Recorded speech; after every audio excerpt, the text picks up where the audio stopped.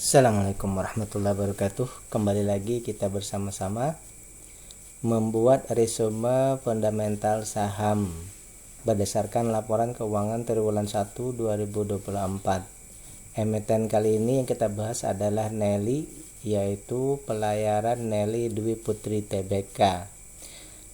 Pembahasan kita ini berdasarkan analisa fundamental khususnya dalam value investing, yaitu mendasarkan pada data-data angka-angka yang ada dari laporan keuangan yang sudah mereka laporkan ke Bursa Efek Indonesia, dan juga kita dapatkan dari berbagai sekuritas resume-resumenya hingga kita dapatkan nanti simpulan secara kualitatif.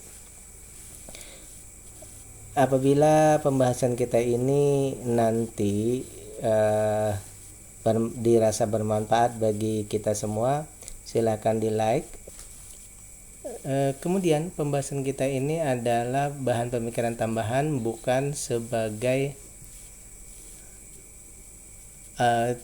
bahan utama untuk menentukan beli atau jual, karena setiap keputusan itu ditentukan oleh investor itu sendiri berdasarkan cara mereka masing-masing, sehingga apa yang kita sampaikan ini adalah bahan edukasi. Baik, selanjutnya kita akan bahas dari segi perusahaannya dulu. Pelayaran Nelly Dwi Putri Tbk ini atau kode tikernya Nelly bergerak dalam bidang jasa pelayaran dan konsultasi. Jadi, jasa pelayaran dan konsultasi. Perusahaan ini juga terlibat dalam pembuatan kapal dan perbaikan kapal melalui anak perusahaannya. Ya, jasa pelayaran, konsultasi pelayaran, kemudian pembuatan kapal dan perbaikan kapal. PT Permata Barito Shipyard and Engineering itu merupakan perusahaan perbaikan dan pembuatan kapal. Perusahaan ini didirikan pada tahun 1977. Jadi mereka ini salah satu perusahaan pelayaran tertua, ya. Usahanya terbagi menjadi dua, yaitu jasa pelayaran, penyewaan kapal dan konsultan pelayaran, dan galangan kapal. Kegiatan usahanya meliputi kapal tunda dan tongkang, kapal kontainer, dan galangan kapal di desa Tamban Kecil, Kalimantan Selatan. Jadi Nelly ini letak pabriknya, istilahnya itu berada di workshopnya itu ada di Tamban Kecil, Kalimantan Selatan, ya. Baik, kita masuk ke laporan keuangannya.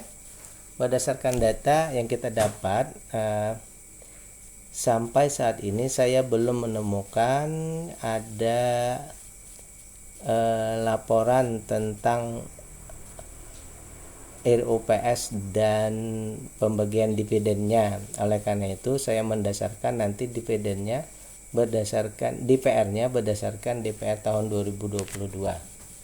Sekarang kita cek dulu secara umum.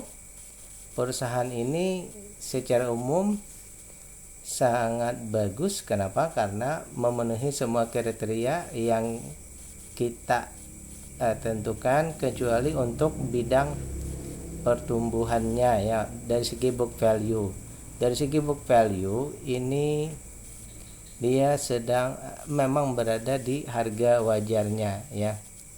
Dia sedang berada di nilai wajarnya, ya. Dari nilai harga sekarang itu, ya,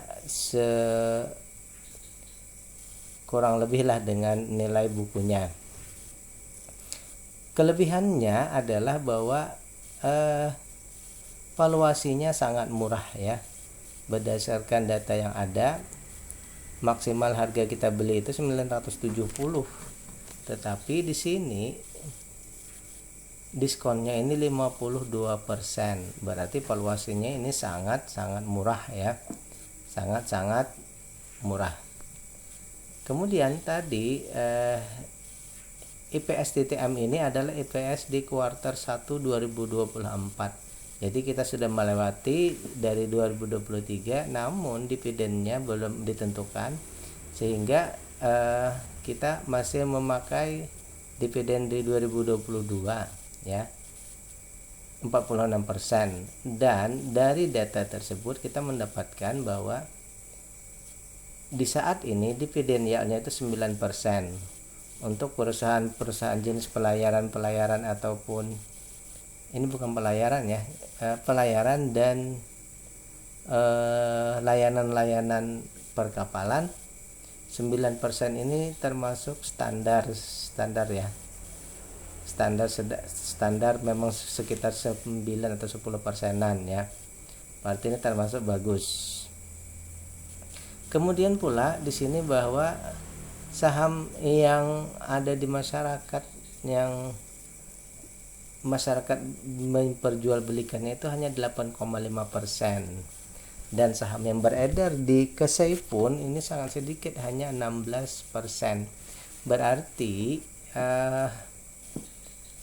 pemilik atau pengendali ini tidak trading, mereka betul-betul menguasai saham mereka, sekedar kewajiban saja untuk di bursa. Mereka fokus pada pengembangan perusahaan ya. Oleh karena itu berdasarkan data yang kita dapat ini, untuk book value yang bertumbuh wajar ini, saya mengkalkulasikan bahwa tidak ada masalah untuk perusahaan yang book value-nya wajar. Dia bisa saja bagger atau multi bagger, cuma mungkin tidak secepat kalau istilahnya itu bertumbuh kembang ya. Dia bisa bagger dan multi bagger ya. Oleh karena itu saya menyimpulkan bahwa perusahaan ini layak invest. Kemudian perusahaan ini juga sedikit banyak ada terkait juga dengan perusahaan-perusahaan batubara kalau menurut saya ya, karena yang mereka layani itu kemungkinan banyak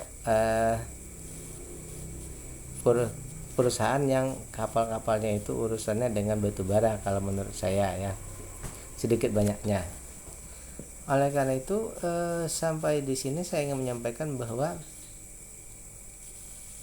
kalau kita mau menjadikan ini sebagai saham yang kita beli, tentu saja langkah selanjutnya adalah kita cek GCG-nya. Apakah di dalam perusahaan ini ya,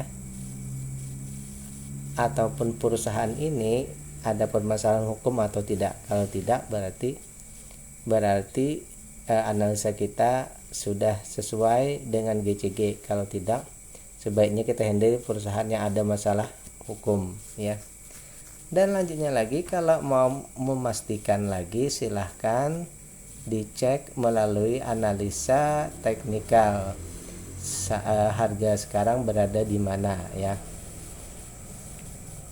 Tapi kalau saya pribadi, teknikal tidak terlalu menjadi dasar. Yang penting adalah bahwa harga sekarang sudah berada diskonnya sangat besar ya. Kayak demikian pembahasan kita. Billahi taufiq wal hidayah. Assalamualaikum warahmatullahi wabarakatuh.